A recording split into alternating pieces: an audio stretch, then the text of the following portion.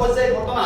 ভেটাপাৰাৰ golden পথত কিছু সময়ৰ পূৰ্বে ফুট গধূলিতে এই ঘটনাটো সংঘটিত হৈছে আৰু ইতিমধ্যে স্থানীয় লোকে আটক কৰিছে এজন যুৱকক। সেই যুৱকজনেই ছোৱালীজনী খোজকাঢ়ি আহি থকা অৱস্থাত সেই যুৱকজনে ছোৱালীজনীক চুৰিকাঘাত কৰিছিল আৰু তাৰ পাছত স্থানীয় লোকৰ তৎপৰতাত সেই যুৱকজনক উদ্ধাৰ কৰা হৈছে। কিছুদিন পূৰ্বে অনুৰূপ ঘটনা সংঘটিত হৈছিল গুৱাহাটী মহানগৰীৰ নাহৰণি পথৰ এগৰাকী যুৱতী মৌচুমী গগৈ ভূপেন দাস নামৰ এজন কেব চালকে চুৰিকাঘাত কৰাৰ পাছতে যুৱতীগৰাকীৰ মৃত্যু হৈছিল আৰু তাৰ পাছত আজিৰ দিনটোত পুনৰ আন এগৰাকী যুৱতী চুৰিকাঘাতৰ বলি হৈছে আৰু সেই যুৱতীগৰাকীক ইতিমধ্যে সংকটজনক অৱস্থাত গুৱাহাটী মেডিকেল কলেজ হাস্পতাললৈ ভৰ্তি কৰোৱা হৈছে বুলি জানিব পৰা গৈছে আৰু এজন যুৱকক ইতিমধ্যে আৰক্ষীয়ে আটক কৰিছে।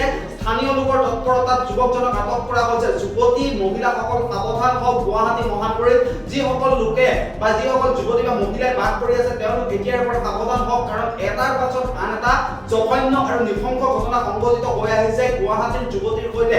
আৰু আজিৰ দিনটোত পুৱাৰ ভাগত এগৰাকী যুৱতীৰ মৃতদেহ উদ্ধাৰ কৰা হৈছিল ৰুক্মিণী গাঁৱত আৰু যোৱাকালিৰ দিনটোত এগৰাকী যুৱতীৰ মৃতদেহ উদ্ধাৰ কৰা হৈছিল শিৱজৰী লৈ থকা অৱস্থাত এগৰাকী যুৱতীৰ মৃতদেহ উদ্ধাৰ কৰা হৈছিল তিনিচুকীয়াৰ এগৰাকী যুৱতীৰ।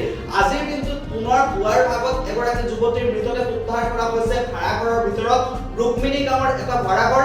এই ভাড়াঘৰটোৰ ভিতৰতেই যুৱতীগৰাকীৰ মৃতদেহ উদ্ধাৰ কৰা হৈছিল আৰু আজিৰ দিনটোত সন্ধ্যা ভাগলৈ পুনৰ আন এগৰাকী যুৱতীক চুৰিকাঘাত কৰিছে। তাৰ পূৰ্বে 31 ডিচেম্বৰৰ নিশা পায়েল শইকীয়া নামৰ এগৰাকী যুৱতীৰ মৃতদেহ উদ্ধাৰ কৰা হৈছিল।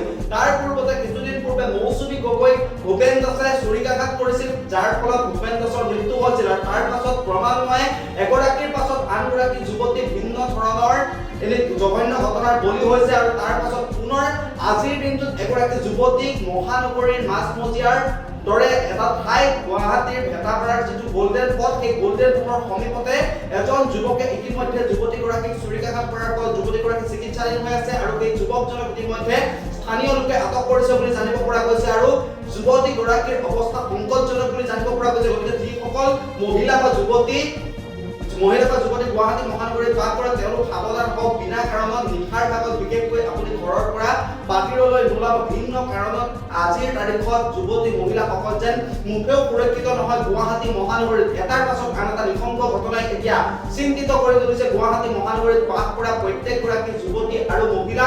আৰু আজিৰ দিনটোত সন্ধ্যাৰ ভাগত সংঘটিত হোৱা এগৰাকী যুৱতীৰ সৈতে সংঘটিত হোৱা এই নৃশংস ঘটনাই এতিয়া চিন্তিত কৰি তুলিছে প্ৰত্যেক